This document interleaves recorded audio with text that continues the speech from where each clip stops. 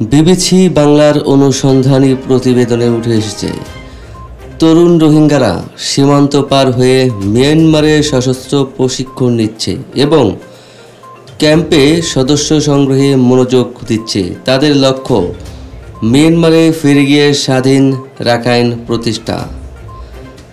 2017 সালে মিয়ানমারের সেনাবাহিনীর দমন পীড়নের মুখে বাংলাদেশে আশ্রয় নেয় 7 লাখের বেশি রোহিঙ্গা। বর্তমানে এই সংখ্যা 13 লাখ ছাড়িয়েছে। দীর্ঘদিন ধরে প্রত্যাবাসন না হওয়ায় তরুণদের মধ্যে জন্ম নিচ্ছে প্রতিরোধের মনোভাব। কক্সবাজারের 33টি রোহিঙ্গা ক্যাম্পে এখন 1/3 তরুণ। জানা গেছে, ক্যাম্পে 4টি সক্রিয় গোষ্ঠী আরসা, আরএসও, ইসলামিক মাহাজ ও ইয়ারে সদস্য সংগ্রহ ও যুদ্ধের প্রস্তুতিতে জড়িত। সীমান্ত পার হয়ে মিয়ানমারের অভ্যন্তরে প্রশিক্ষণ নিচ্ছে অনেকে।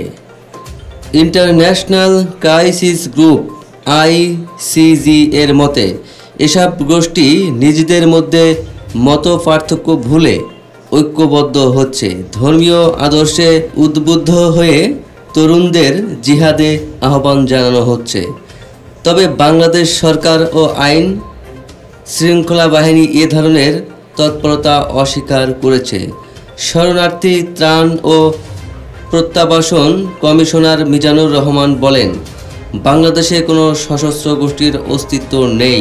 আরসা বা আরএসওর কার্যক্রমের প্রতি সরকারের কোনো সমর্থন নেই। বিশেষজ্ঞদের মতে, এই গোপন সশস্ত্র প্রস্তুতি আঞ্চলিক নিরাপত্তার জন্য গুরুতর হুমকি। রোহিঙ্গা সমস্যার মানবিক দিক ছাড়াও এখন এটি বাংলাদেশের রাজনৈতিক স্থিতিশীলতার জন্য বড় চ্যালেঞ্জ হয়ে দাঁড়াচ্ছে।